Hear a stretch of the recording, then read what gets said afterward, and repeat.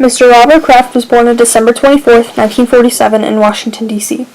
His father worked on the railroads as a conductor and his mother was a housewife. Mr. Kraft has one sister and she is older than he. Before he enlisted in the Vietnam War, one of his uncles and his grandfather served in the Navy in World War II. When Mr. Kraft enlisted, he did not get to choose where to serve. He wound up serving in Vietnam. He went in the Army because it was the shortest term of the branches and he had only to serve 3 years instead of 4. He went into the military because at that point in his life he was a little messed up and in a state of depression. He wanted to do a change of scenery. Well, I went in the Army because it was the shortest term of the branches that were out there. I only had to serve 3 years as opposed to 4 years. And I went in the military because at that time of my life I was a little messed up. And I just needed to do a change of scenery. He finally left for training. According to him, there was a lot of uncertainty and he was a little nervous. He enjoyed the physical activity. There was a lot of running and everyone was required to get in shape. Next thing Mr. Kraft knew, he was headed for Fort Sill, Oklahoma to be a field radio mechanic. He was in Oklahoma for about 8 to 12 weeks. During his basic training, some days were easy and some days were rough.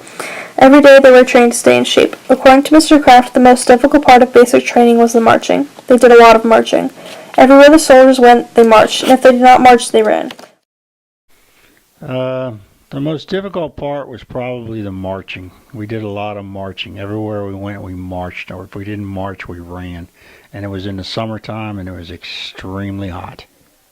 When he was in Fort Sill, Oklahoma, doing specialized training, he was trained to repair all radios that the Army had at that time. Most of the radios repaired were the field radios that the grunts carried. They were taught how to repair and maintain the radios.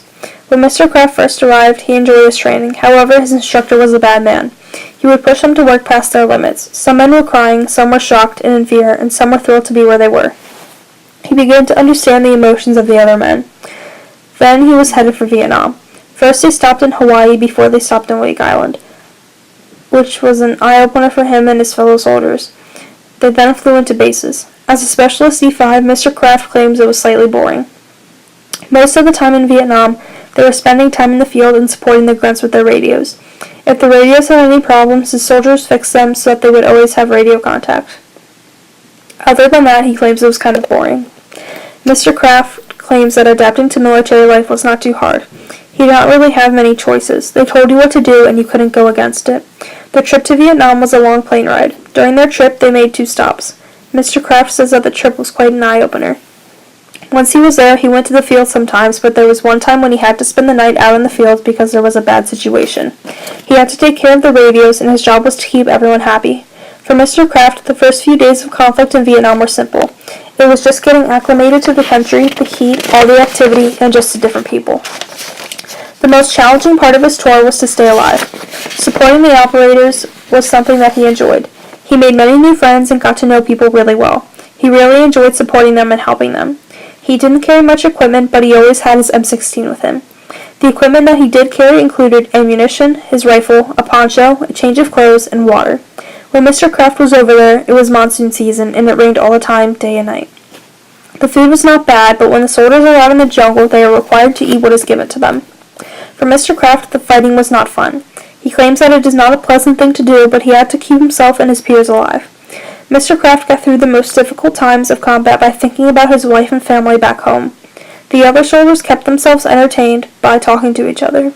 They would talk about things back home, what they were going to do when they got home, and what they did before they went into the army. The soldiers often cracked each other up. They made jokes, teased each other, and pulled pranks. One prank that was pulled when Kraft and his soldiers were sitting in the jungle and one of his friends fell asleep. Mr. Kraft and the others thought it would be funny to get up, walk back to camp, and leave a soldier out by himself for 10 minutes. He did not witness much when he was there. It was very quiet, but he always had to be aware of his surroundings. His emotions were mixed. It was difficult for him, but he wanted to get through it safely. He did witness some minor casualties, but nothing major. He lost a few people that he knew, but it was war, so no one should expect anything better. However, he did form many friendships. He was pretty close with everyone, and they all planned to meet up in New Orleans in Mardi Gras. There were his plans, and Kraft did not go. He does not know if anyone else went either. What kinds of friendships did you form? Pretty close with everybody I served with in the comm platoon. We all became good friends. We were all going to meet up in New Orleans and Mardi Gras when I left over there, but I never went. Don't know if anybody else did. After the war, he was living in Maryland with his wife. They lived there for a couple of years. He plans to tell his youngest grandchildren about his service in Vietnam one day when they get old enough. Thank you for your service.